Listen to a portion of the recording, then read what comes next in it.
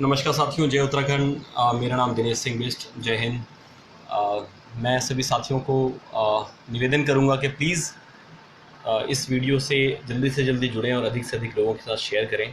एक अच्छी न्यूज़ है, आप लोगों को देनी है, लेकिन देखना यह है कि उसके आगे कितना फ़र्क पड़ेगा। तो जो भी साथी मेरे इस लाइव वीडियो से जुड़ रहे हैं, प्लीज़ अधिक से अधिक लोगों के साथ शेयर करें। और आज मैं जिस टॉपिक पे बात करने जा रहा हूँ वो है बजट, उत्तराखंड का बजट। जिस तरह से हर घर का अपना एक बजट होता है, इसी तरीके से एक सरकार का, किसी भी ऑर्गेनाइजेशन का एक बजट होता है। बहुत बहुत ज़्यादा ज़रूरी इन्फॉर्मेशन है। कुछ ऐसी चीज़ें हैं जो शायद आमतौर पे जो आम लोगों को पता ही नहीं है। नमस्कार बिश जी, नमस्कार भंडारी जी, जय उत्तराखंड। गुसाई जी नमस्कार, जय उत्तराखंड। सभी साथियों का बहुत बहुत धन्यवाद। जैसा कि आपको पता है, हम बहुत मेहनत करके, रिसर्च करके आपके लिए हमेशा एक नई जानकारी लेके आते हैं और हम चाहते हैं कि हमारा समाज, हमारे लोग जो हैं जागरूक बने, सशक्त बने। इसी प्रयास में हम इस बार बजट के ऊपर जानकारी लेके आए हैं। ये बजट जो आपके जीवन से डायरेक्ट जुड़ा हुआ है। कुंवर जी नमस्कार, बिष्ट जी, अजय बिष्ट भाई नमस्कार, जय उत्तराखंड। हरपाल रावत जी नमस्कार। तो साथियों, मैं ज़्यादा समय ना वेस्ट करते हुए, क्योंकि लिस्ट थोड़ी सी लंबी है, लंबा वीडियो हो जाता है, आपके पास भी समय नहीं होगा, समय बहुत कीमती है। तो आज मैं जिन जिन टॉपिक पे बात करने जा रहा हूँ एज एन एजेंडा, जैसे मैं आपको हमेशा बताता हूँ, क्या आपको जानकारी है कि उत्तराखंड सरकार का वर्ष 2020-21 ये जो चल रहा है, इसका बजट कितना है और इसको कहाँ कहाँ खर्च करेंगे। तो साथियों, ये बहुत बहुत ज़्यादा, आर्य जी को नमस्कार। तो ये बहुत ज़्यादा इम्पॉर्टेंट है कि हमें पता होना चाहिए कि हमारा बजट कितना है। क्यों मैं भी आता हूँ उस पर। ये सवाल मैंने अपने फेसबुक पोस्ट पे कुछ दिन पहले डाला था, आपको पता ही होगा। उसके अलावा सवाल ये भी था कि 2011 की जो जनगणना थी, उसमें उत्तराखंड में बताया कि 16,793 गांव हैं, जिसमें से 15,745 आबाद हैं और 1,048 जो गांव हैं निर्जन हैं। तो ये तो गांव का आंकड़ा है, लेकिन सामाजिक संस्थाएं कितनी हैं। लाल सिंह बिष्ट जी को नमस्कार सर, जय उत्तराखंड। तो पटवाल जी को नमस्कार। तो ये सामाजिक संस्थाएं कितनी हैं, आखिर हम जिस बदलाव की बात करते हैं, क्या वो बदलाव आ पाएगा, और आएगा तो कितने समय के अंदर आएगा। तो ये भी क्वेश्चन है। उसके बाद नेक्स्ट टॉपिक पे आता हूँ। उत्तराखंड की समस्याओं और इनके हल पर हम लोगों को प्रतिदिन बात करनी होगी, तभी जागरूकता आएगी। प्रतिदिन का मतलब, हम लोगों का मतलब ये नहीं कि दिनेश बिष्ट रोज लाइव आ जाएगा तो बात तो हो जाएगा, इससे कुछ नहीं होने वाला। ग्राउंड लेवल पर भी आप जब अपने गाँव में हैं, अपने क्षेत्र में, अपने अड़ोसी पड़ोसी, अपने रिश्तेदारों से, अपने भाई बंधुओं से, परिवार के अंदर भी एक पॉजिटिव बहस निकले, आगे बढ़ें। तो इसी चीज़ के ऊपर ये पॉइंट है। नेक्स्ट पॉइंट है कि 20 वर्षों से उत्तराखंड के विकास का ग्राफ नीचे की ओर जा रहा है। और इसको, क्योंकि जब नीचे की ओर जाता है उसको विकास नहीं, उसको विनाश कहते हैं। तो इसका कारण क्या है, ये भी आज मैं आपको बताने वाला हूँ।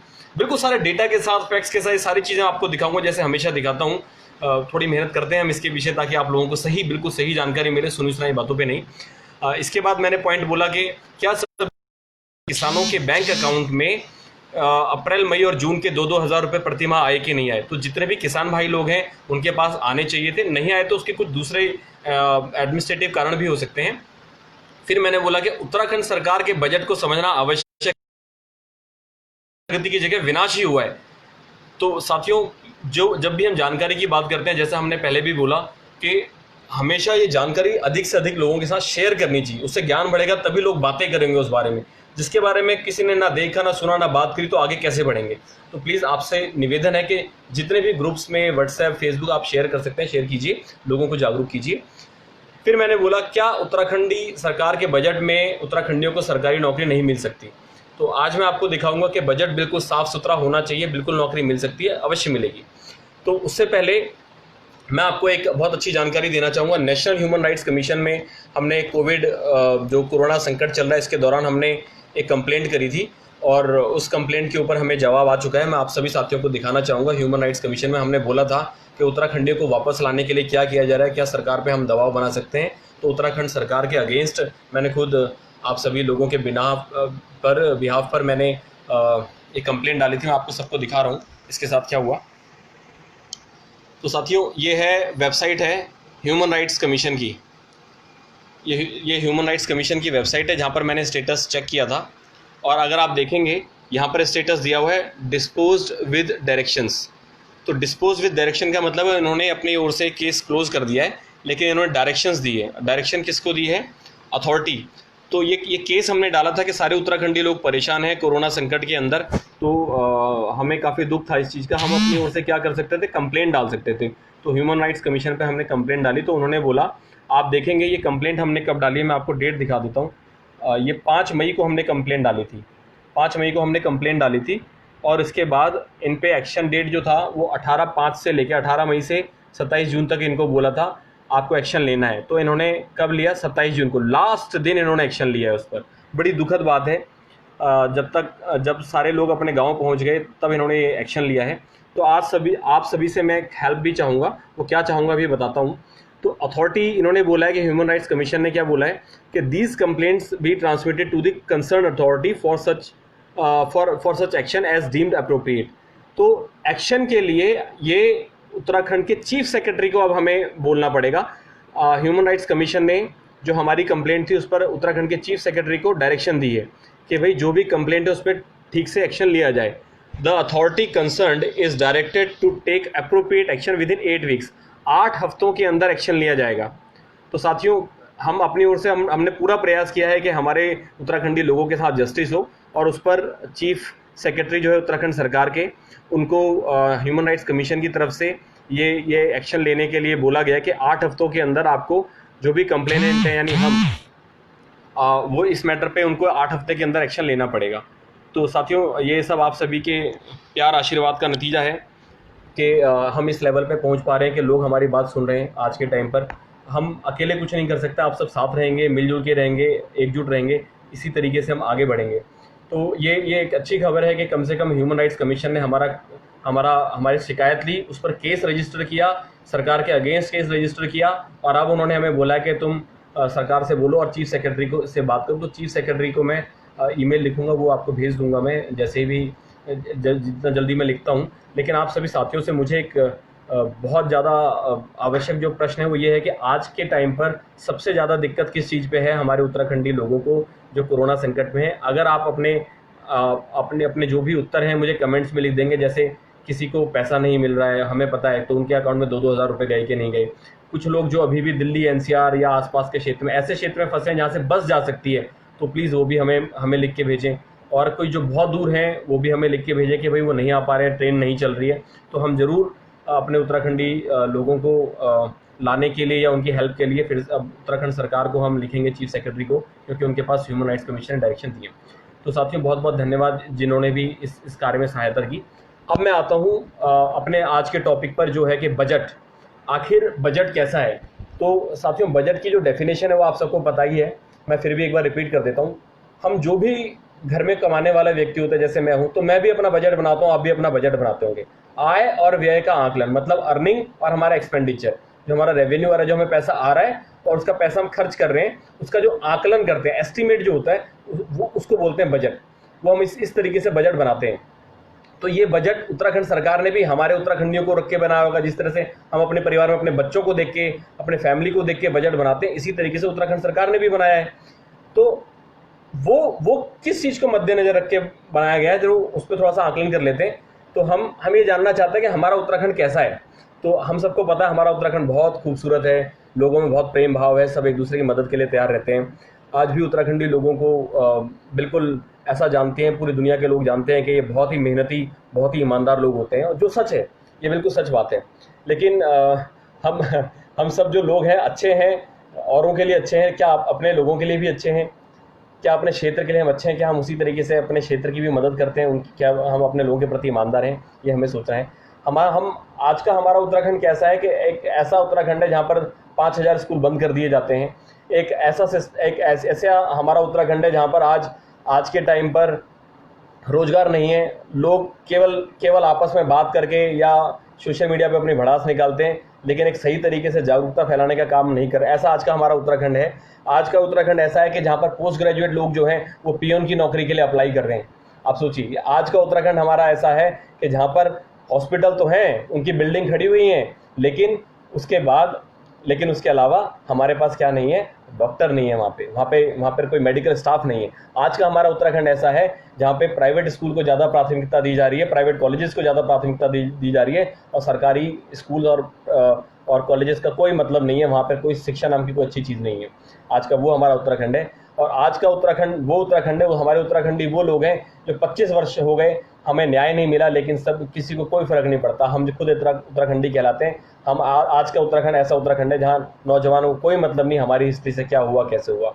और आज का उत्तराखंड वो उत्तराखंड है जहाँ पे देहरादून, हरिद्वार, ऋषिकेश, ऐसी जो मेन जगह हैं, जो सिटी वाली जगह हैं, हल्द्वानी, काशीपुर, वहाँ पे per capita income, per capita income मतलब एक व्यक्ति को एक साल में कितना मिलता है, 1,20,000 के आसपास, यानी 10,000 रुपये महीना मिलता है। वहीं पर ही उत्तराखंड के अंदर वही 5,000 रुपये महीने पे आ जाते हैं। तो इतना भेदभाव क्यों? ऐसा कैसा उत्तराखंड है हमारा?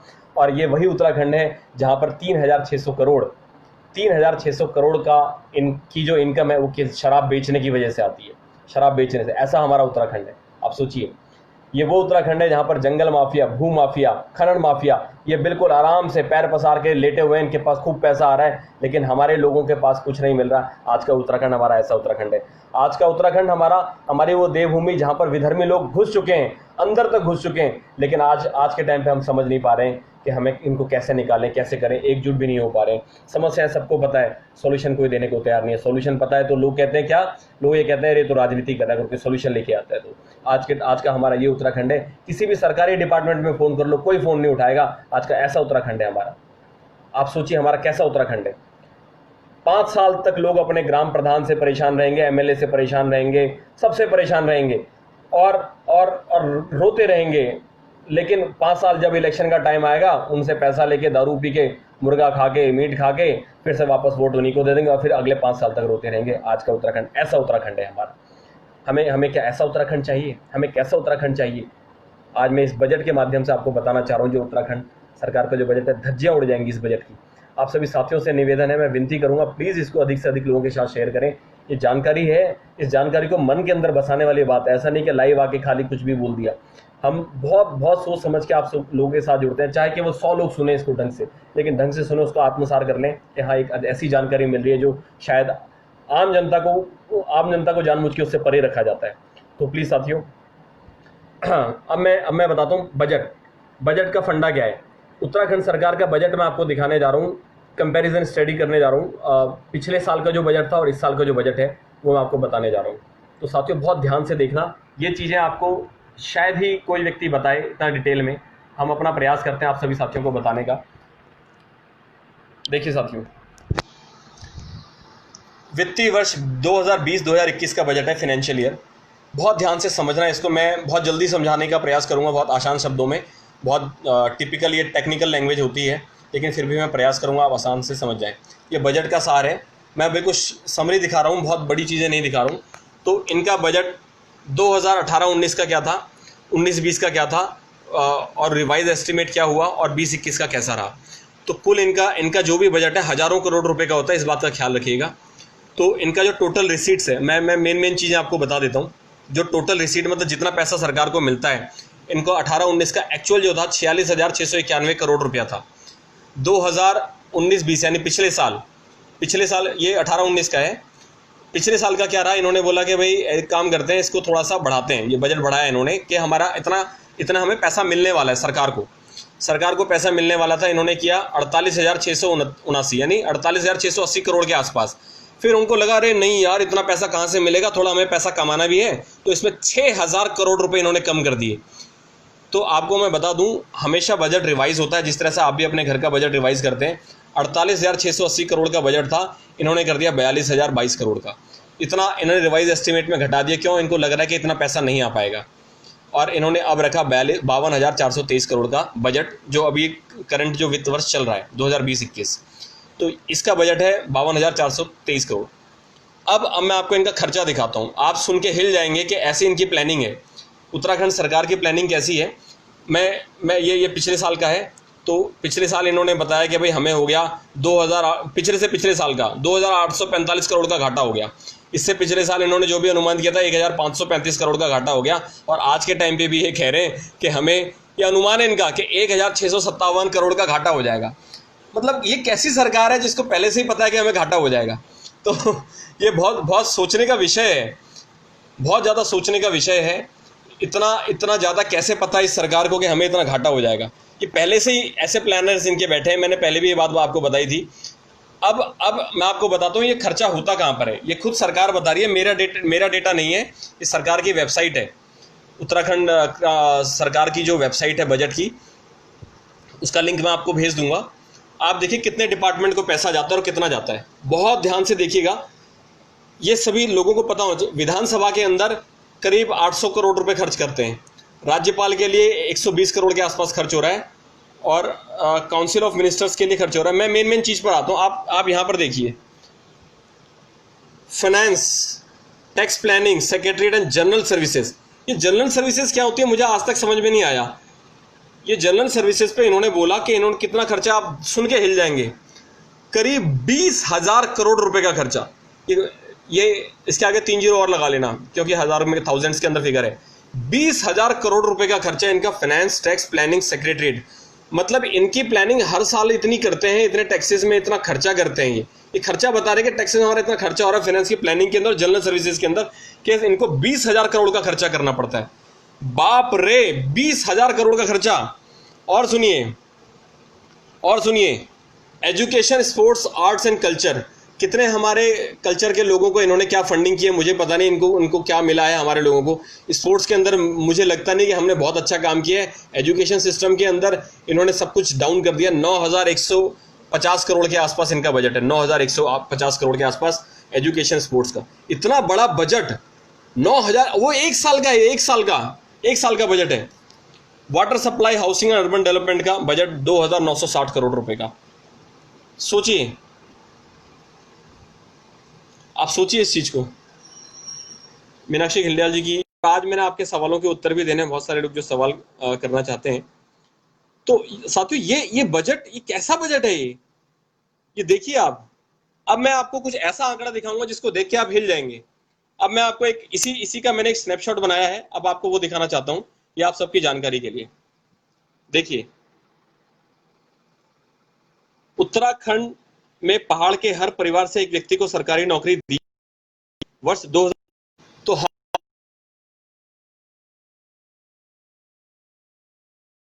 गणना नहीं है, ये सरकारी डेटा है, सरकारी डेटा की गणना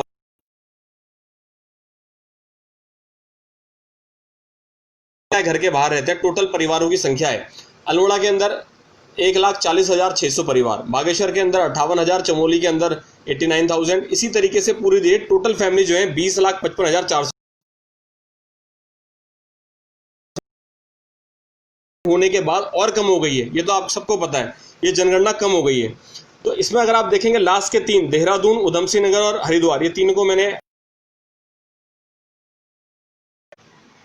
ओके साथियों, मैं क्षमा चाहूंगा, कनेक्शन का इशू था। लास्ट के 3 देखेंगे, देहरादून, उधम सिंह नगर, हरिद्वार, इन तीनों को मैंने इटैलिक कर रखा है। क्यों? क्योंकि देहरादून कैपिटल है, हरिद्वार और उधम सिंह नगर जो है प्लेन एरिया, पहाड़ी एरिया के अंदर नहीं आता है। अब इनकी जनसंख्या जो है, केवल इन 3 एरिया की जो जनसंख्या है, केवल देहरादून की, उधम सिंह नगर और हरिद्वार की, इन तीनों की जो जनसंख्या है वो है 9,93,000 के आसपास। 9,93,000 परिवार, मतलब करीब आधा परिवार, 50% पूरे उत्तराखंड के 10 जिलों में रह रही है, और 50% जो आबादी है, जो परिवार है, वो रह रहे हैं केवल 3 जिलों के अंदर। तो बहुत सोचने का विषय है कि ऐसा क्या हो गया, इतनी क्या हमारे पास दिक्कत हो गई, हमारे उत्तराखंडी लोगों के गांव खाली हो गए।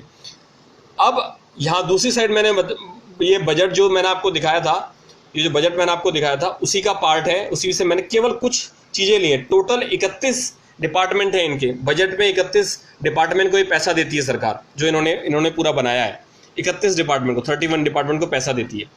अब पैसा जो दिया जा रहा है, कितना दिया जा रहा है? एजुकेशन स्पोर्ट के अंदर मैंने आपको बताया 9,150 करोड़। वेलफेयर स्कीम, ये वो वेलफेयर स्कीम है जो सभी एनजीओ को, सरकारी संस्थाओं को, ये जो हमारी सोसाइटीज़ होती हैं जो ये अनुदान लेते हैं, ये वो एनजीओज हैं। 2014 करोड़ रुपए, मतलब एक साल के अंदर 2014 करोड़। आपको मैंने पहले भी बताया था, ये सारी संस्थाएं जो हैं, ये हैं बड़े बड़े नेताओं की, नौकरशाहों की। आम आदमी को तो कुछ मिल ही नहीं रहा है। Crop and husbandry and research, तो ये जो हमारा कृषि के ऊपर जो रिसर्च होती है, फसल के ऊपर रिसर्च होती है, इन्होंने बोला 1,048 करोड़ रुपया इस पर लगता है।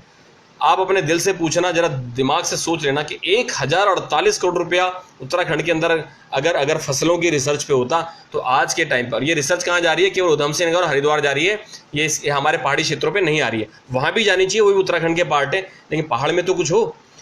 फाइनेंस टैक्स प्लानिंग मैंने आपको बताया, करीब 20,000 करोड़ रुपया दिया जा रहा है, 20,000 करोड़ रुपया फाइनेंस टैक्सेस के लिए। हमें क्या मिल रहा है? वेलफेयर ऑफ एससी के लिए 1,370 करोड़ रुपया, वेलफेयर ऑफ एसटी के लिए 400 करीब 500 करोड़ रुपया।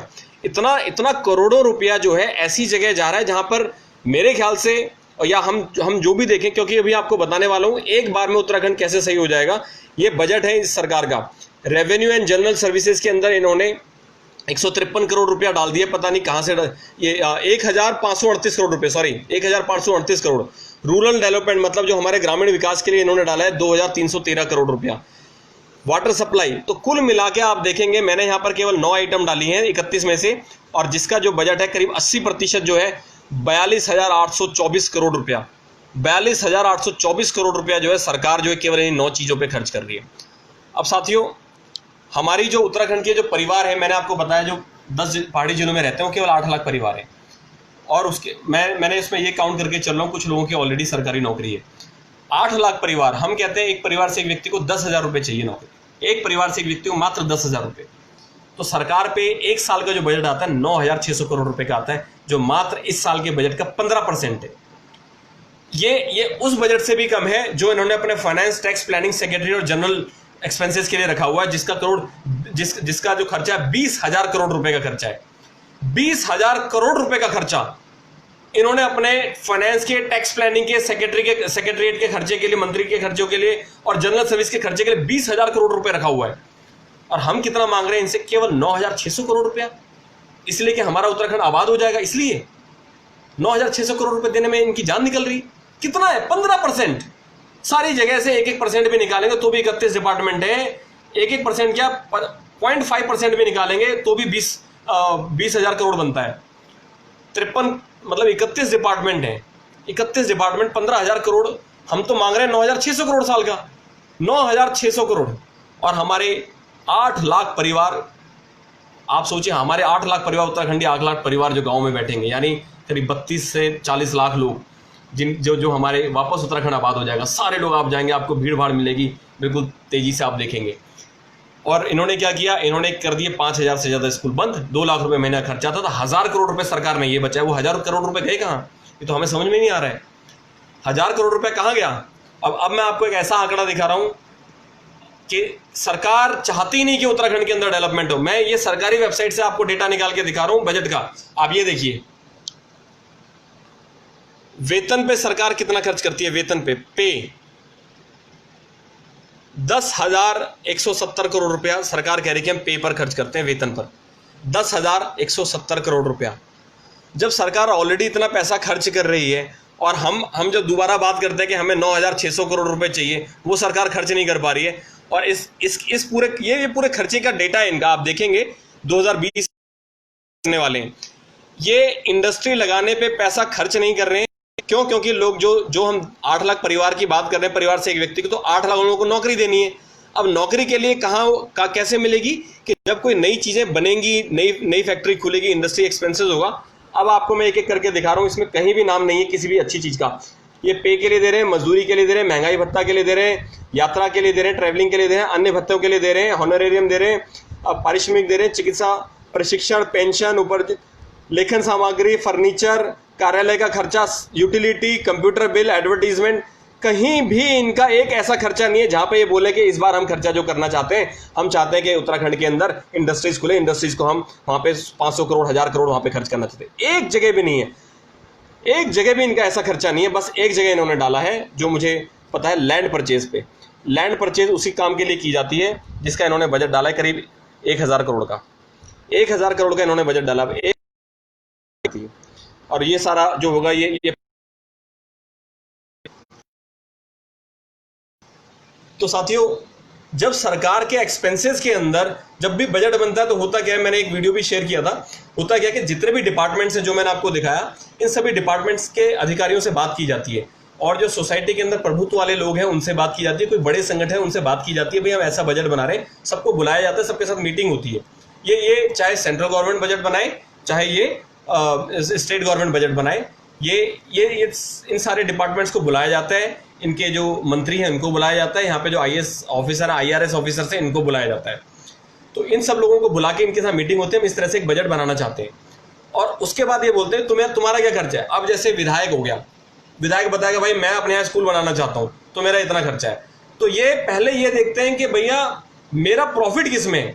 अगर मैं आपको कंपैरिजन दिखा दूं, मैंने अभी थोड़ी देर पहले दिखाया था, जो लोग अभी नए जुड़े हैं मैं बता दूं कि इन्होंने पहले से एस्टिमेट लगा रखा है कि हमें घाटा होने वाला है।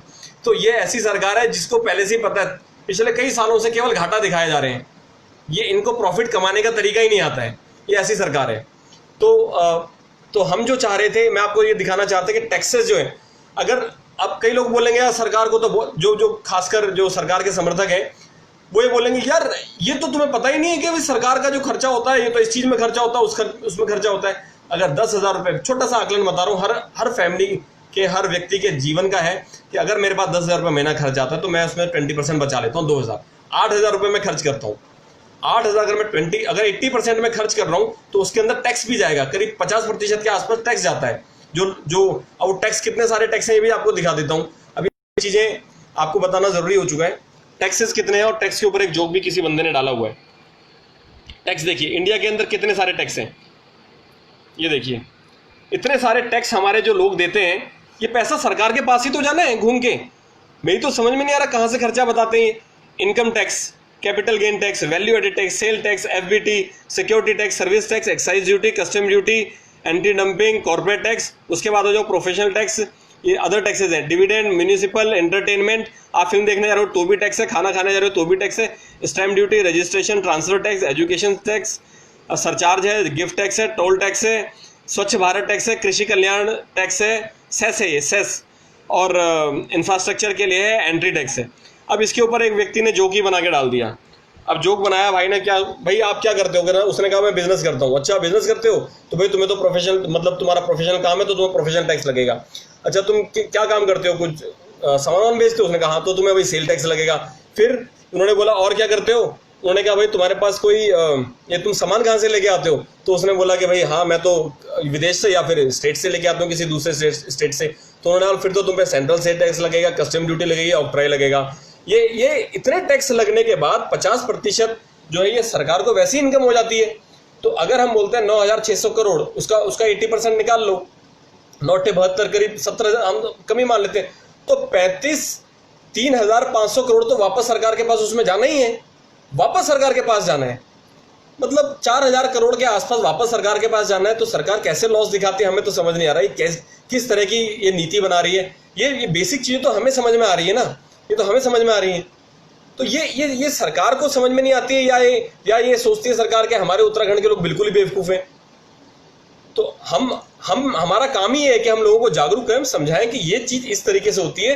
ये टॉपिक को कोई नहीं छेड़ता है, कोई नहीं छेड़ेगा। आपको पता है पूरे उत्तराखंड के अंदर शायद ही कोई ऐसे लोग होंगे जो इस टॉपिक को छेड़ने को तैयार है। क्यों? क्योंकि इसके लिए मेहनत करनी पड़ेगी, जानकारी जुटानी पड़ेगी।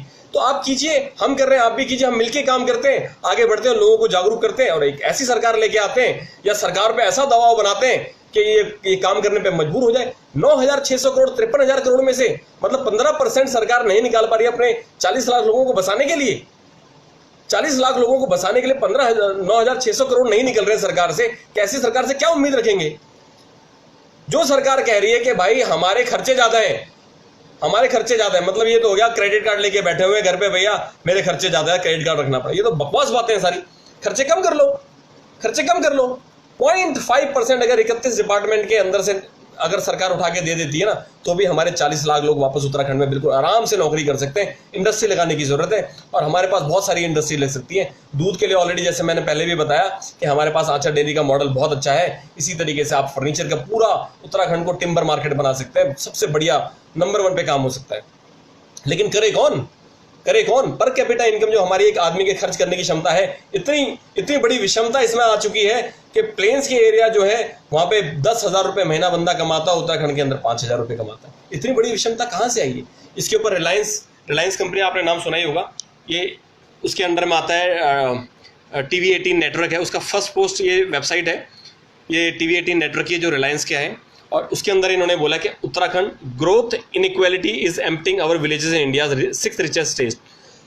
इंडिया के अंदर ये 2017 है, छठा सबसे अमीर राज्य है हमारा उत्तराखंड।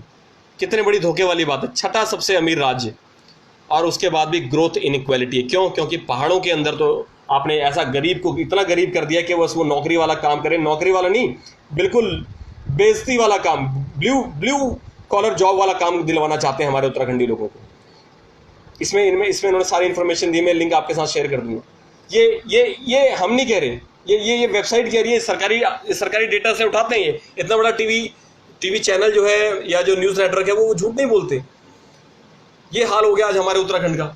तो साथियों, मैं आपको एक बात और बताना चाहूँगा कि हिमाचल प्रदेश जो है, उत्तराखंड और हिमाचल प्रदेश की जो भौगोलिक स्थिति है बिल्कुल एक जैसी है। उत्तराखंड और हिमाचल प्रदेश की भौगोलिक स्थिति जो है एक जैसी है। उसके साथ भी इंटरनेशनल बॉर्डर लगता है, हमारे उत्तराखंड के साथ भी इंटरनेशनल बॉर्डर लगता है। उसके पास भी प्लेन्स एरिया है, हमारे पास भी प्लेन वाला एरिया है। तो ये बिल्कुल एक जैसी स्थिति है। लेकिन हिमाचल प्रदेश के अंदर जो है, जो पलायन है वो 10% के आसपास जो हर जगह रहता है, दिल्ली में भी है, हर जगह रहता है, वो स्वैच्छिक है। लोग अपनी मर्जी से पलायन करके जाते हैं किसी अच्छी एजुकेशन के लिए, अच्छी जॉब के लिए, लेकिन वो मजबूर नहीं है। उत्तराखंड के अंदर जहां 60% आबादी जो पलायन करके जा चुकी है, उनको मजबूर किया गया है। क्यों? क्योंकि यहाँ के जो लोग हैं वो उस हिसाब से जागरूक नहीं है, या यहाँ के जो नेता हैं वो चाहते ही नहीं कि हमारे लोग जागरूक हो। तो हमें बहुत सिंपल सा काम करना है। ऐसा नहीं उत्तराखंड सरकार को कोई बहुत बड़े पहाड़ तोड़ने, केवल जो हिमाचल प्रदेश में चल रहा है वही मॉडल कॉपी भी कर लेंगे ना। इनकी आपस में बनती नहीं होगी। दोनों बीजेपी वाले, एक पार्टी के अंदर दो अलग अलग राज्य के मुख्यमंत्री, उससे बात कैसे करें? मेरी नाक नीचे हो जाएगी।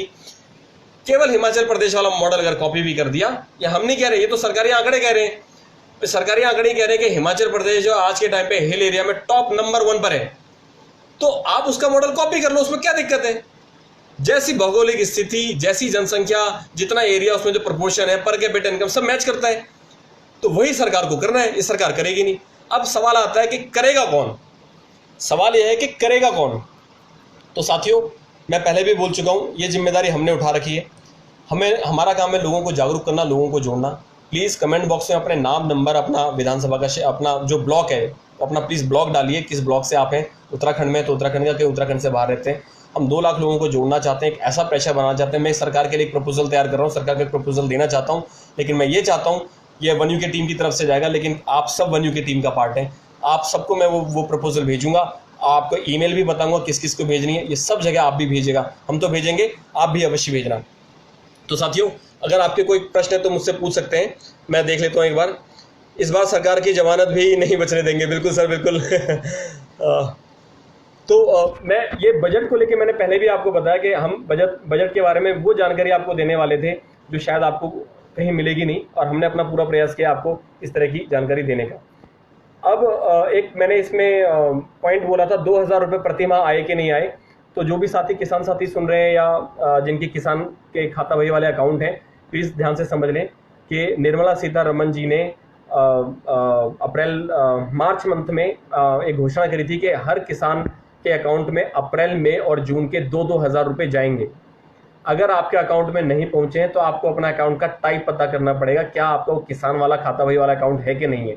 अगर है और 2000 रुपये नहीं आए हैं तो प्लीज़ आप अपने क्षेत्र के वीडियो से बात कीजिए, और अगर आ चुके हैं तो आप सरकार का धन्यवाद भी करना चाहिए, ये मेरा मानना है। लेकिन जहाँ तक मुझे पता है कि अभी 30 से 35% लोगों के, किसी भाई ने एक डेटा शेयर किया था, 35% लोगों के अभी तक 2-2 हज़ार रुपये अकाउंट में नहीं आए। तो अगर मैं जनसंख्या मानूँ करीब 30 लाख के आसपास, उसका 35% मान लूँ तो करीब 9 लाख लोगों के अकाउंट में अगर 2-2 हज़ार रुपये नहीं आए हैं, तो शायद इसके पीछे फिर से कोई बड़ा घपला ना चल रहा हो। तो साथियों, प्लीज़ आप इस पर ध्यान दीजिए, अपने लोगों को जागरूक कीजिए। फिर मैं आपको बताना चाहता हूँ, उत्तराखंड की समस्याओं पर हमें प्रतिदिन बात करनी होगी। ये मैंने पहले भी बोला था। हाँ, हमें उत्तराखंड की समस्याओं पर प्रतिदिन बात करनी पड़ेगी, आपको, अपने दोस्तों से, अपने लोगों से।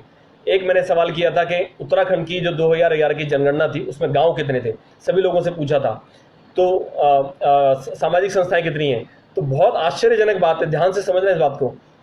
उत्तराखंड के अंदर करीब 16,793 गाँव हैं, और बाकी सब आज के टाइम पर जो जो आबाद गांव है, जो जहां पर आबादी रहती है, जहां पर लोग रहते हैं, वो करीब 15,000 के आसपास है, और जो रजिस्टर्ड संस्थाएं हैं वो करीब 52,000 से ज़्यादा हैं, और जिसके अंदर 45,000 के आसपास जो संस्थाएं हैं वो एक्टिव संस्थाएं, जिनको अनुदान, जिनको दान मिलता है, सरकार की तरफ से पैसा मिलता है। तो ये जो संस्थाएं 45,000 संस्थाएं और 15,000 गाँव, मैंने पहले ही बोला था कि एक गांव पर 3 संस्थाएं, एक गांव के ऊपर 3 संस्था, तो यानी 3 संस्थाएं मिलकर एक गांव का विकास अगर नहीं कर पा रही हैं, तो इसका मतलब बहुत बड़ी साजिश पीछे कहीं ना कहीं चल रही है। ये सब पैसा जो मिल रहा है, ये कहीं ना कहीं ऐसी जगह खर्च हो रहा है जहां नहीं होना चाहिए। और मैंने आपको थोड़ी देर पहले दिखाया कि ये जानबूझ के इतना घाटा दिखाया जाता है, ये इसीलिए दिखाया जा रहा है क्योंकि हमें पता है प्रॉफिट, अब अपनी सेविंग, अपने खर्चे कम कर लो, अपने आप पैसा बढ़ जाएगा। हम अपने परिवार के अंदर भी अगर बजट बनाते हैं, हम क्या करते हैं, हम यही करते हैं कि हम खर्चे कम कर लेते हैं, हमारा जो सेविंग है वो बढ़ जाती है। लेकिन सरकार खर्चे कम करने के बिल्कुल मूड में नहीं है। मैंने आपको दिखाया, जो साथी बाद में जुड़े पहले बता दो, इस वीडियो को फिर से देखेंगे, आपको पूरा बजट दिखाया गया है। उसमें ये बताया गया है कि सरकार ने अपने खर्चे जो हैं वो जानबूझ के बढ़ाकर दिखाए और बोलती है हमारे तो इतने खर्चे हैं, जबकि इनको WHO से भी फंडिंग मिलती है और इनको फंडिंग मिलती है केंद्र सरकार से भी, और कुछ खर्चे तो ये दिखाते ही नहीं है इसके अंदर। तो साथियों, हरीश बोरा जी कह रहे हैं सरकार से कोई उम्मीद नहीं है सर उम्मीद तो नहीं है, मैं मानता हूँ आप सबकी बात, लेकिन उम्मीद किससे करें फिर? या तो हम लोग मिलजुल कर काम करें, इसलिए हम कह रहे हैं। मीनाक्षी गिलियाल जी कह रही हैं सुसाइडल केसेस बहुत बढ़ रहे हैं, इस और सरकार का ध्यान दिलाने की ज़रूरत है। जी, बेरोजगारी भत्ता दिलाने चाहिए। जी मीनाक्षी मैम, आप बिल्कुल सही बात कह रही हैं कि सुसाइडल केस मैंने भी अभी 2-4 दिन पहले सुना था कि लोग सुसाइड कर रहे हैं। 2-3 लोगों के बारे में जानकारी आई थी, क्योंकि उनके पास खाने पीने के लिए नहीं है। जो भी साथी इस तरह की भावना से अगर ग्रसित हैं कि हमें भाई पैसा नहीं मिल रहा है, हमें कोई सहायता नहीं मिल रही है और हम सुसाइड कर लें, तो प्लीज़ ऐसा कोई भी आपकी जानकारी में कोई व्यक्ति इस तरह की बात भी करे तो प्लीज़ उसको डिमोटिवेट कीजिए, उसको बोले ये सही तरीका नहीं है, अपने पर विश्वास होना चाहिए, हम आगे बढ़ के काम कर सकते हैं, थोड़ी मेहनत तो करनी पड़ेगी। और रही बेरोजगारी भत्ते वाली बात, मैंने कहा हम अगर 2 लाख लोगों को जोड़ लेते हैं, सरकार के पास प्रपोजल भेजेंगे कि आपको एक परिवार से एक व्यक्ति को सरकारी नौकरी देनी पड़ेगी, मिनिमम 10,000 रुपये देना ही पड़ेगा। और हमें विश्वास है कि उत्तराखंड, वो जो आबाद उत्तराखंड में जिसकी परिकल्पना कर रहे थे, वो फिर से होगा। जीवन जी, मेरा नंबर है 95 52 51 58 57। और इसके बाद मैंने आपको बता ही दिया कि सरकार ये बजट कहाँ कहाँ खर्च करेगी। तो साथियों, आप प्लीज़ ख्याल रखिए कि हमारे जो भी गांव के लोग हैं वो प्रधान से बात करें, BDO से रेगुलर बात करें कि क्या योजनाएं आई हैं, किस तरीके से चल रहा है, सरकार ने अगर ये बजट इस योजना के लिए दिया तो कहाँ गया, उसका क्या हुआ, ये हमें सवाल पूछना पड़ेगा। अगर हम सवाल पूछेंगे नहीं, हमें डर लगेगा। मैं आपको एग्जाम्पल देता हूँ। मेरे पास एक फ़ोन आया, उसने बोला कि भाई जी ये प्रधानों को कितना पैसा मिल रहा है। मैंने कहा आप अपने प्रधान से पूछ लो। कह रहे आप बताओ यार, आप लाइव आते हो तो आप बताओ। मैंने कहा ये जो आदत है, ये आदत जो आप लोगों को खत्म करनी पड़ेगी, आदत बिल्कुल बदलनी पड़ेगी। प्लीज सभी साथियों से निवेदन है कि एक दूसरे से पूछने की बजाय पहले जो जिम्मेदार व्यक्ति है, जिसका अधिकार है, ये प्रशासनिक कामों की बात कर रहा हूं मैं, ये प्रशासनिक कामों में जिसको उस डिपार्टमेंट का अधिकार दिया गया है, उस अधिकारी से बात कीजिए। हमसे बात करके हमें लगता नहीं कि हमें हर चीज की नॉलेज होगी, हम खाली आइडिया दे सकते हैं। हम भी फाइनली ये बोलेंगे यार आप उनसे बात क्यों नहीं करते, फिर वो बोलेंगे वो फोन नहीं उठाते हैं। आप एक ईमेल डाल दो, आपको ईमेल भेजना नहीं आता है, आप हमें बताओ या किसी ऐसे साथी को बताओ, आपके आसपास कोई तो पढ़ा लिखा होगा जिसको ईमेल भेजना आता है, नहीं तो सीखना पड़ेगा, इतना कोई मुश्किल काम तो है नहीं। ईमेल भेजो कि जी ये यहाँ पर फोन नहीं उठाया जाता है। आज मैंने societies, trust societies and firm registration Uttarakhand सरकार के कम से कम 8-10 अधिकारियों को फोन किया, किसी का नंबर एक्टिव नहीं है, ना लैंडलाइन ना मोबाइल। बड़ी दुख की बात है, लेकिन शिकायत किससे करें? अब शिकायत करने जाएंगे, वो बोलेंगे ठीक है देखते हैं करते हैं, ये होगा, एक बार कार्रवाई होगी उसका फिर से बंद हो जाएंगे, आप बार बार शिकायत करके परेशान होगी। सिस्टम ही बदलना चाहिए, क्योंकि ऊपर से नीचे तक सब घटिया लोग सिस्टम के अंदर घुसे हुए हैं। अगर टॉप लेवल मैनेजमेंट खराब है तो नीचे का खराब ही होगा, टॉप लेवल मैनेजमेंट अच्छा है तो सब अच्छा होगा। किसी भी बड़ी कंपनी का देख लो, अगर टॉप लेवल मैनेजमेंट बढ़िया है तो उसके नीचे के जो अधिकारी हैं, चाहे मजदूर लोग भी हैं, वो भी अच्छा काम करते हैं। क्यों? क्योंकि उनके पास रिव्यू कमेटी बैठी होती है, कितने अच्छे से काम हो रहा है क्यों। अच्छा, बहुत बहुत धन्यवाद भाई जी, रेशपाल रावत जी, बहुत बहुत धन्यवाद। मैं ये कह रहा था कि हमारी जिम्मेदारी क्या बनती है, ये इन सब का सोल्यूशन क्या है। हम चाहते हैं आज के टाइम पे उत्तराखंड के लोग जो हैं वो, उनको पैसा मिले, उनको नौकरी मिले, रोजगार मिले, और बजट भी बहुत है। मैंने आपको दिखा दिया, बजट की कोई कमी नहीं है। 10,000 रुपये महीना पहाड़ के आदमी के लिए कोई बड़ी बात नहीं। अब कई लोग मुझे बोलेंगे कि यार तुम प्लेन्स के लोगों की तो बात नहीं करते हो, जो प्लेन एरिया में रहते हैं। मैंने पहले ही बताया कि वहाँ की पर कैपिटा इनकम ऑलरेडी बहुत ज़्यादा है। वहाँ पर आप किसी दुकान में भी काम करते हैं तो 8-10 हज़ार रुपये आपको मिल जाता है, वहाँ पर इजीली जॉब अवेलेबल है प्लेन एरिया के अंदर। लेकिन पहाड़ के अंदर विषम परिस्थिति है, इसलिए ये प्लानिंग जो है पहाड़ के लिए आएगी। लेकिन जो फैक्ट्रीज, बड़ी बड़ी इंडस्ट्रीज लगती हैं जो ऑलरेडी रुद्रपुर में, काशीपुर में, बाकी हरिद्वार कोटद्वार एरिया में जो लगी हुई हैं, यहाँ पर ऑलरेडी लोगों को नौकरी मिलती है। मैं मानता हूँ वहाँ भी शोषण हो रहा है, 8 घंटे की जगह 12-12 घंटे नौकरी करवाई जा रही है, लेकिन आवाज़ कौन उठाएगा? आज बहुत सारी राजनीतिक पार्टियां हैं, सबको राजनीतिक रोटी सेकने से मतलब है, लेकिन काम करने के लिए कौन आएगा? तो इसलिए हम चाहते हैं एक ऐसी फोर्स बनाएं, ऐसे लोगों को साथ में जोड़ें जो जो मिलजुल कर काम करना चाहे, जो बोले हाँ वनयू की टीम हम आपके साथ खड़े हैं, और हम खुद हमारे साथ नहीं, हम खुद मिलके खड़े हो सारे। ये ना बोले आगे पीछे ऊपर है नीचे, जातिगत भेदभाव मिटा दें। हमने तो एससी और एसटी का झंझट ही खत्म कर दिया उत्तराखंड के अंदर। अगर हर परिवार से एक व्यक्ति को सरकारी नौकरी मिलती है तो वहां पर आरक्षण की जरूरत ही नहीं है। और मैंने आपको पहले ही बताया कि एससी और एसटी का जो बजट है, एससी जो लोग हैं, पता नहीं क्यों इस तरह का नाम दिया जाता है, 1370 करोड़ रुपए का बजट वेलफेयर फॉर एससी है, और एसटी के लिए 500 करोड़ रुपए का बजट है। तो इसकी तो ज़रूरत ही नहीं पड़ेगी जब 9600 करोड़ रुपए, तो वो भी उसमें से घटा लो। ऑलरेडी हम तो कुछ डिमांड ही नहीं कर रहे हैं सरकार से, हम तो कह रहे हैं बस आप हमें केवल 10% निकाल के अपने बजट से दे दो। तो इसके लिए हम सभी साथियों को मिलजुल कर काम करना होगा, और मिलजुल कर तभी काम होगा जब आप हर बार हर दिन कंटिन्यूसली आगे बढ़ेंगे। ऐसा नहीं आपने बोला अरे हम तुम्हारे साथ आओ, एक हफ्ते जोश में आए और उसके बाद डाउन। आप हमें देखेंगे, हम हर हफ्ते लाइव आ रहे हैं। मैं संडे को आता हूँ रोज रात को 8 बजे, और शनिवार को 9 बजे हमारे अजय भाई जी आते हैं वनयू के का जो ग्रुप है वहाँ से। हम आते हैं, हम रेगुलर आते हैं। हम तो ये जोश लगातार बना रहना चाहिए। खाली अगर हमारा ही जोश डाउन हो जाएगा, हम आप लोगों को कैसे जागरूक करेंगे? तो जो भी साथी जुड़ना चाहता है, आप ये ना सोचें कि यार इनसे बात होगी, ऐसा होगा तो वैसा। आप अपनी तरफ से कुछ भी शुरुआत कीजिए, हमारे साथ मिलके हम लोग अगर काम करेंगे तो हम आपको बताएंगे हमें 4 चीजों पे काम करना है। ये 4 चीजें हम मिलके काम करते हैं, एक बार हमारा संगठन इतना मजबूत बन जाए, 2 लाख लोग साथ में जुड़ जाए, हम जिस सरकार को चाहे झुका सकते हैं। सरकार बात नहीं भी मानेगी। आप सोचो 2 लाख लोग 100 रुपए महीना इकट्ठा करते हैं, 2 करोड़ रुपए इकट्ठा होता है। हम किसी से पैसे मांगने की फिलहाल बात नहीं कर रहे हैं, लेकिन मैं एग्जांपल दे रहा हूँ, 2 करोड़ रुपया कम नहीं होता। हम बहुत अच्छा काम कर सकते हैं, बहुत अच्छी इंडस्ट्री ले सकती है, लेकिन जो जिम्मेदारी सरकार की बनती है, सरकार को निभानी पड़ेगी, और इसके लिए जिम्मेदारी हमारी बनती है। तो साथियों, अगर आप दबाव नहीं डाल रहे हैं सरकार पे और आपको समझ में नहीं आ रहा है कैसे करना है, तो एक संगठन के रूप में काम किया जाता है, और संगठन हम आपको मौका दे रहे हैं। मौका के आपका ही संगठन है, वनयू की टीम आपका ही संगठन है। प्लीज़ अपना नाम, अपना मोबाइल नंबर, जो व्हाट्सएप नंबर भी और मोबाइल भी बहुत अच्छा रहेगा, और साथ में आप अपने ब्लॉक, उत्तराखंड में आप किस ब्लॉक से हैं, इस वीडियो के कमेंट में डालिएगा। पिछली बार भी कुछ लोगों ने डाला था, हमने उनका फिलहाल रिप्लाई नहीं किया, लेकिन बहुत जल्दी हम सब लोगों को एक ऑर्गेनाइज तरीके से रख के रिप्लाई करने वाले हैं। तो साथियों, बहुत बहुत धन्यवाद आप सबके जुड़ने का। किसी के कोई प्रश्न है तो मैं ले लूँगा। मैंने कुछ प्रश्न देखे थे ऊपर, लेकिन मैं जवाब नहीं दे पाया उनका। विनोद सिंह जी बोल रहे हैं कि गजब की लूट है साहब, इतना तो मुगलों ने लूटा। जी सर, इतनी लूट मचा रखी है उत्तराखंड सरकार ने। अब ये खाली इस सरकार की बात नहीं, हम सिस्टम के अगेंस्ट है। हम किसी एक व्यक्ति के बारे में बोल के काम नहीं चला सकते पूरा। क्यों? 20 साल से 2 सरकारें आई हैं, कांग्रेस और बीजेपी। हमने तो ये 2 सरकारें ही देखी हैं। हम क्योंकि सरकार के जो मंत्री हैं यही लोग हैं जो सारा उल्टा पुल्टा काम कर रहे हैं। इन्हीं के अंडर में सारे के सारे ये एडमिनिस्ट्रेटिव वाले लोग हैं, नौकरशाह लोग हैं। तो ये मिलजुल कर ही तो काम करते होंगे। अगर आज हम बोलते हैं कि भाई सरकार गलत है, तो सरकार गलत है मतलब नेता गलत है। जो गलत है तो गलत है। अब गलत को गलत बोलने की ताकत चाहिए, हिम्मत चाहिए, और ये हिम्मत आपको जुटानी पड़ेगी, हमको जुटानी पड़ेगी। हम तो खुल के बोलते हैं कि ऐसा करना पड़ेगा। तो साथियों, मैं कुछ और साथी इसमें कुछ मुझसे सवाल पूछ रहे थे। अच्छा, महेंद्र सिंह जी कह रहे हैं आप चिंता ना करें, हम सब एक है ना।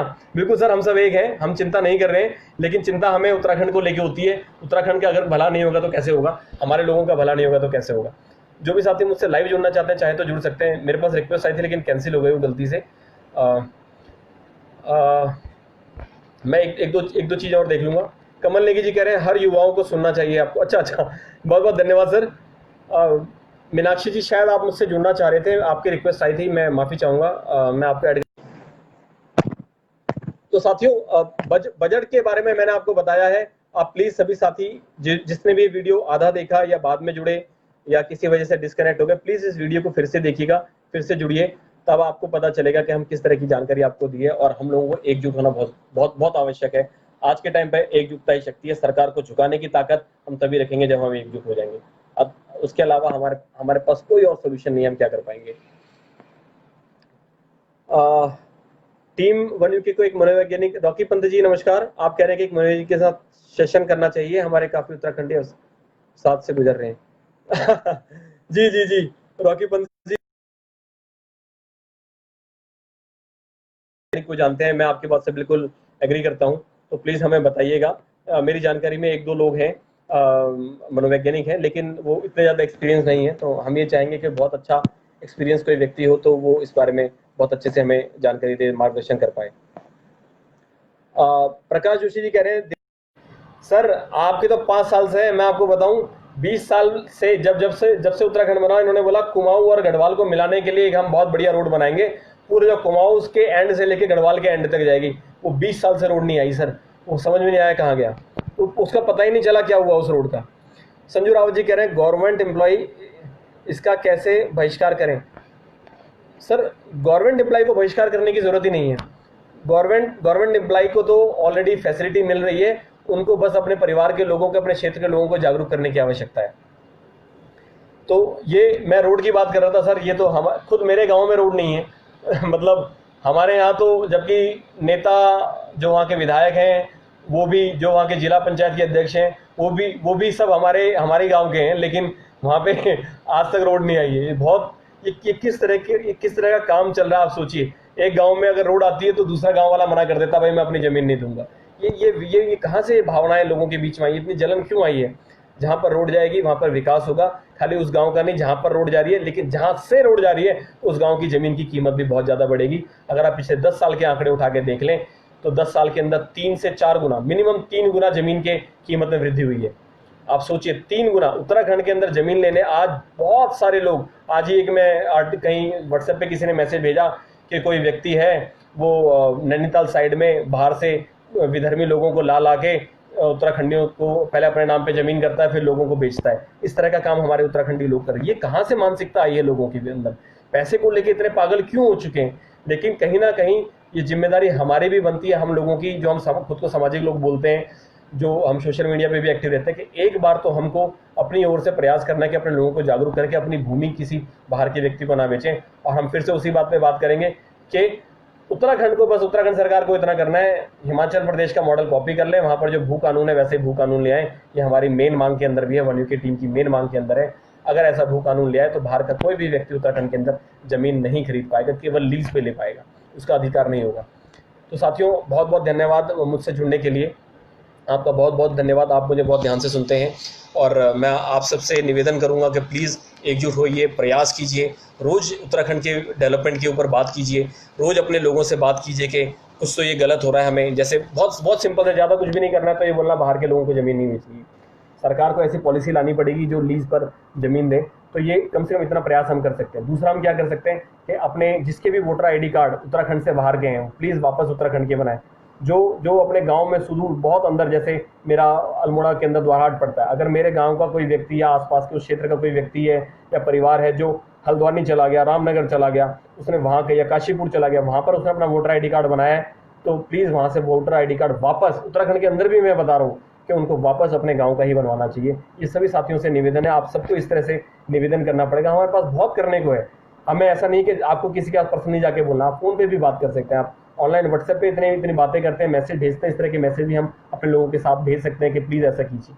तो मैंने आपको 2 चीज़ें बताई हैं, एक तो अपनी भूमि किसी को न बेचें, अपनी उत्तराखंड की भूमि हमारी देवभूमि है, जिसके अंदर आज जो विधर्मी लोग हैं, जो कुविचार वाले लोग हैं, उनका कब्जा बढ़ता जा रहा है। उसमें धर्म परिवर्तन के ऊपर भी बात आई है, कोई किसी को मुस्लिम भी बनाने की बात मैंने सुनी थी, और क्रिश्चियन का तो मैंने अपनी आंखों से देखा है कि लोगों को क्रिश्चियन बनाया जा रहा है।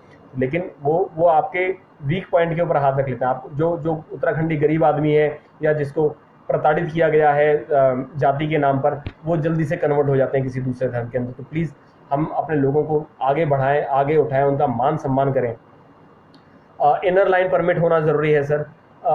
शंकर दादा कह रहे हैं कि इनर लाइन, जी सर मैं बिल्कुल इनर लाइन परमिट के समर्थन में हूँ। हालांकि इनर लाइन परमिट के कुछ रूल्स होते हैं, वो जहाँ पर अंतर्राष्ट्रीय बॉर्डर लगते हैं उनके कुछ क्षेत्रों में ही इनर लाइन परमिट लगाया जाता है, लेकिन सरकार चाहे तो ये पूरे उत्तराखंड के अंदर लगा सकती है। हम उसके समर्थन में सर, ये आर्टिकल 371 के साथ ही जुड़ा हुआ है सर। बीजेपी और कांग्रेस को खदेड़ना है इस सर, मनोज रतूड़ी जी कह रहे हैं बीजेपी और कांग्रेस को खदेड़ना है। तो उसके बाद क्या करेंगे? उसके बाद एक नई सरकार आएगी, इसकी क्या गारंटी कि वो सरकार अच्छी होगी? इसकी क्या गारंटी है? हमें सबसे ज़्यादा ज़रूरी खुद को सशक्त करना, जागरूक लोगों को जोड़ना, एक ऐसी टीम बनाना जो अपने आगे सरकार को झुका दे। ऐसे लोगों की संस्था, ऐसा ग्रुप बनाना, चाहे संस्था आप साथ में क्या है। आज के टाइम पे एक संस्था दूसरी संस्था से इसलिए जलती है कि वो अच्छा काम कर रही है, एक व्यक्ति दूसरे व्यक्ति से इसलिए जलता है कि वो आगे बढ़ रहा है। ये किस तरह की विचारधारा है? जो अच्छा कार्य कर रहा है उसका समर्थन करना चाहिए। हम तो कहते हैं चाहे आप किसी सरकार के अगेंस्ट में, लेकिन सरकार अच्छा काम करती है उसका आप बोलना चाहिए अच्छा काम किया है, इसमें क्या गलत बात है। लेकिन जहां गलत किया है वो जरूर बोलना चाहिए। अच्छा बोलो ना बोलो, गलत तो अवश्य बोलो, ताकि लोग जागरूक हों, उनको गलती तो पता चले गलती कहां हुई है। तो ये जागरूकता फैलाने की जिम्मेदारी भी हमारी है। हमारी मतलब हम वो लोग जो चाहते हैं कि उत्तराखंड के अंदर बदलाव आए, ये सारी जिम्मेदारी हम लोगों की ही बनती है, कोई बाहर से नहीं आएगा। तो साथियों, आप सभी साथियों का बहुत बहुत धन्यवाद मुझसे जुड़ने के लिए। और मैं उम्मीद करूंगा कि आप सभी लोग अपना नाम, अपना जो भी उत्तराखंड का ब्लॉक है, जिस ब्लॉक यानी तहसील है, उस तहसील का आप अपना नाम बताएंगे और साथ ही साथ अपना मोबाइल नंबर या व्हाट्सएप नंबर आप हमारे साथ शेयर करेंगे। हम आपको जोड़ के एक बहुत सशक्त टीम बनाना चाहते हैं। हो सकता है कि हम आपको एक हफ्ते बाद हमारी तरफ से कोई मैसेज आए, पर मैसेज आपके पास ज़रूर आएगा। और हो सकता है कि आपको बहुत सारे लोगों के ऐसे फ़ोन आए या मैसेज आए कि वनयू की टीम के लोग ऐसे हैं, धोखाधड़ी, क्योंकि हमारे उत्तराखंडी लोग बहुत सारे, जो आपको पता ही है ऐसा हुआ है ना, ऐसा होता भी है। बहुत सारे लोगों के फ़ोन भी आएंगे, आपको ये बोलेंगे वनयू की टीम ऐसी है, वो ऐसा करती है, वैसा करती है, तुम्हें कुछ नहीं पता है। तो किसी भी लोगों की बातों में ना आए। चाहे हम भी आपको हम तो किसी का अगेंस्ट बोलते ही नहीं है, लेकिन किसी की बातों में ना आए। अगर हमारे कोई भी व्यक्ति बोलता है मैं वनयू की टीम का व्यक्ति हूँ और उसके बाद वो किसी दूसरी संस्था के लोगों की बुराई करता है, तो आप इमीडिएटली समझ जाना कि वनयू की टीम का व्यक्ति नहीं हो सकता। क्योंकि हमारी जो टीम है, हमारी टीम का एक एक सदस्य कभी भी किसी व्यक्ति, किसी संस्था, किसी ऑर्गेनाइजेशन की बुराई नहीं करता है। उनकी गलत चीज़ों को उजागर करना, जैसे सरकार है, सरकार की जिम्मेदारी बनती है, पब्लिक डोमेन में है, तो उनकी गलत चीज़ों को, सरकार की या एडमिनिस्ट्रेशन की जो गलत चीज़ें हैं उनको उनकी गलतियों को उजागर करना हमारी जिम्मेदारी बनती है, ताकि लोग जागरूक बने। तो कोई भी साथी, अगर साथियों को अगर किसी के पास फ़ोन आता है, व्हाट्सएप आता है, ये संस्था ऐसी, ये संस्था वैसी, तो आप अपने दिमाग लगाइए। जिसको लगता है अगर वनयू की टीम गलत काम कर रही, तो प्लीज़ आप बिल्कुल खुशी खुशी छोड़ सकते हैं, लेकिन किसी के बहकावे में मत आइए। ये आजकल के लोग बहुत बड़ा प्रोपेगेंडा चलाते हैं कि ये ऐसे हैं, वो वैसे हैं। प्लीज़ इन लोगों से बच के रहें, ऐसे संस्थाओं से, ऐसे लोगों से आप प्लीज़ बच के रहें। मनोज रतूरी जी कह रहे हैं सर हमें यूकेडी पर भरोसा है क्योंकि उत्तराखंड। जी सर, मैं खुद यूकेडी से जुड़ा हूँ, लेकिन क्योंकि ये पॉलिटिकल मंच नहीं है जिससे लाइव आया हूँ। जब मैं यूकेडी के पेज से लाइव आऊँगा तो उस टाइम पर मैं केवल राजनीतिक बात करूँगा और आपको पूरा विश्वास दिलाऊंगा कि मेरा जो डिसीजन था वो गलत नहीं था। भाई जी नमस्कार, जय उत्तराखंड। बहुत खुशी है, हीरा भाई जुड़े हैं। 2 हफ्ते पहले, 1 हफ्ता पहले हमने उनको बुलाया था अपने प्रोग्राम के अंदर, शनिवार को। बहुत अच्छी जानकारी दी, 15-16 हज़ार लोगों ने उनको देखा। हमें बहुत खुशी है इस चीज़ को लेके, और इस तरह के लोग हमें चाहिए। आनंद सिंह जी, जय उत्तराखंड, जय श्री राम। हमें बहुत खुशी है। और मैं जाते जाते आप सभी लोगों को एक छोटा सा शेर सुनाना चाहूँगा। ये शेर मैंने खुद ही लिखा है, मैं थोड़ा बहुत लिख लेता हूँ कि मैंने लास्ट टाइम भी बोला था, और इस टाइम मैं आज जो आपको सुनाने वाला हूँ शेर, वो मेरे फेसबुक के पेज पर भी है। भड़कते थे शोले जो आंखों में, वो बुझ गए कैसे। उठते थे सर जो फ़ख्र से, वो अब झुक गए कैसे। चलते थे राहों में तो तूफ़ान उठते थे, हर कदम पे उत्तराखंडी नौजवान रुक गए कैसे। तो साथियों, नौजवान का मतलब ये नहीं कि नौजवान जिसकी उम्र कम है, जो जवान है वो नौजवान हो गया। नौजवान हर वो व्यक्ति है जिसके अंदर आज भी वो जोश है, वो करने की लगन है। चाहे वो घर बैठ के फेसबुक पे काम करे, व्हाट्सएप पे, ट्विटर पे काम करे, चाहे वो रोड पे निकल के आंदोलन करे, वो हर वो व्यक्ति नौजवान है। तो मेरे साथियों, आगे बढ़ो, साथ में मिलके रहो, जुड़ो, एक दूसरे पे विश्वास रखो, बिल्कुल विश्वास बना के रखो, विश्वास जोड़ के रखो कि हमें करना है। आपको धोखा देने वाले लोग बहुत मिलेंगे, लेकिन उससे घबराना नहीं है। ये तो ज़िंदगी की परीक्षा है, इसी तरीके से चलेगा। मनीष सिंह जी नमस्कार, बलवीर नौगाई जी नमस्कार, जय उत्तराखंड। सभी साथियों का बहुत बहुत धन्यवाद। जो भी साथी बाद में जुड़े, प्लीज़ ये वीडियो मेरा फिर से आप देख सकते हैं, काफ़ी समय हो चुका है। बहुत बहुत धन्यवाद जो भी साथी जुड़े। जय उत्तराखंड, जय हिंद।